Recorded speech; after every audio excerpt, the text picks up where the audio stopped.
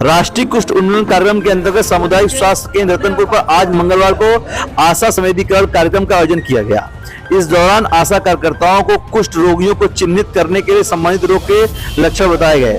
आपको बता दें कि जिला कुष्ठ अधिकारी डॉक्टर एन प्रसाद के टीम में जिला कुष्ठ परामर्शदाता doctor AK Barnwal, NMS doctor NB Singh, ANM doctor SP Singh जनपद में सभी ब्लॉकों पर आशाओं को संवेदीकरण कार्यक्रम पर कुष्ठ जागरूकता कर रही हैं।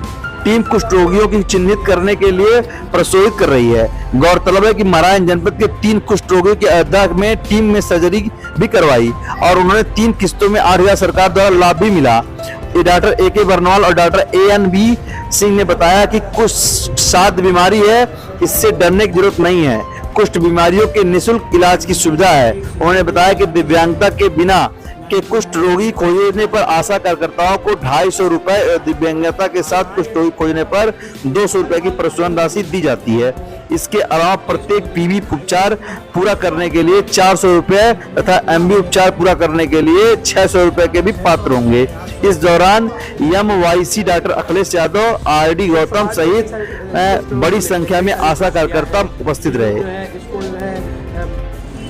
सर, नौतनवा ब्लॉक पर आज लेप्रोसी टीम की जो बैठक ली गई है कुछ लोगों की, किस तरह का बैठक का और किस तरह की कार्रवाई की गई है? कौन सामुदायिक स्वास्थ्य केंद्र रतनपुर में आशाओं का संवेदीकरण किया गया। समाज में कुछ रोगी अपने को छिपाते हैं, वो दवा नहीं देते हैं, तो आशाओं को ट्रेनिंग दी गई कि उनको खोज करके उनका समय से इलाज प्रारंभ करें, जिससे कुछ रोग से मुक्त हो जाए। MDT का एक सिंगल डोज खिलाने से ही 99% बैक्टीरिया मर जाते हैं।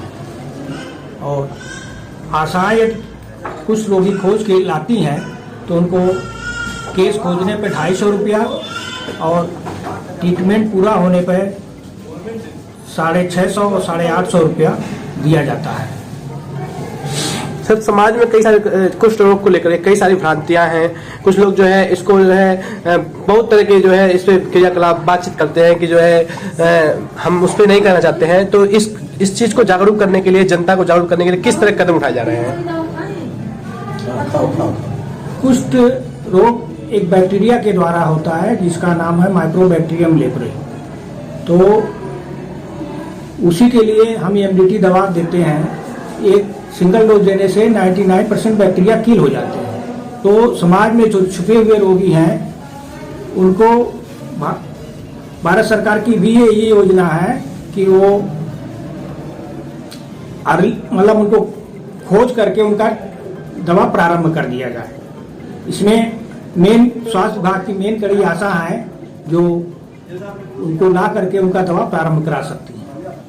आपके हॉस्पिटल में भी कुछ इस तरह सुविधाएं हैं जो कुछ लोग हैं बैठते हैं यहाँ पे जो लेप्रोसी को? हाँ, रतनपुर ब्लॉक में हमारे PMW रामदयाल जी हैं जो कुछ लोग का काम देखते हैं। सर, उनका ड्यूटी जो है 7 दिन है? हाँ, 7 दिन में आते हैं यहाँ पे। हाँ।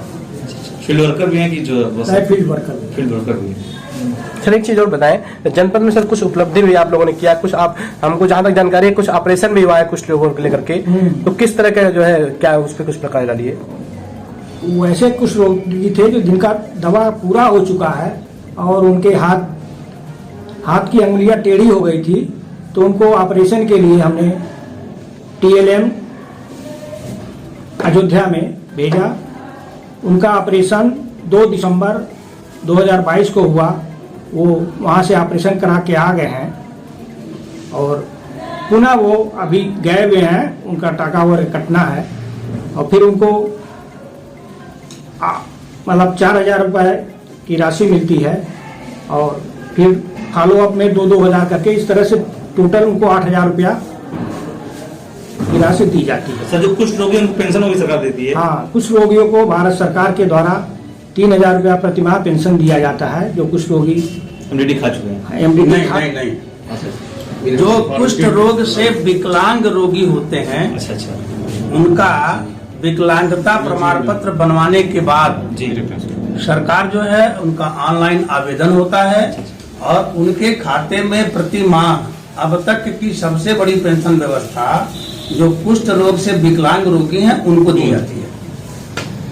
सर कुष्ठ जो रोग से पीड़ित हैं उनके लिए जो है क्या करना चाहेंगे, उनको क्या संदेश देना चाहेंगे? उनको संदेश ये देना है कि अपने खुद की जांच करें, जो रोगी हैं वो भी और जो नहीं है वो भी स्वास्थ्य के प्रति जागरूक रहें, और अगर कोई भी स्वास्थ्य संबंधी परेशानी होती है तो वो सरकारी अस्पताल में आशा के माध्यम से या स्वयं सीधे आकर के बात कर सकते हैं।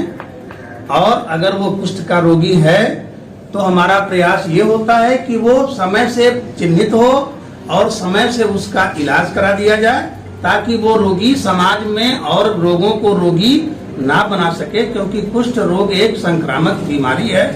समय से इलाज करा देने पे वो समाज में बीमारी फैला नहीं पाएगा और खुद को विकलांगता से बचा सकेगा। सर एमडीटी खाने के बाद भी क्या जो है वो संक्रमित बीमारी रह जाती है? जी नहीं, एमडीटी का कोर्स पूरा करा देने के बाद रोगी के अंदर जो इसके कीटाणु हैं माइकोबैक्टीरियम लेप्री, वो पूरी तरह से समाप्त हो जाते हैं। एमडीटी WHO द्वारा प्राप्त कराई गई ऐसी औषधि है जो 100% कारगर है, और उसमें फिर पुनः रोगी के कुछ उस तरह के लक्षण आने की संभावना नहीं रहती है। ठीक, थैंक यू सर। आप देख रहे हैं DVS न्यूज।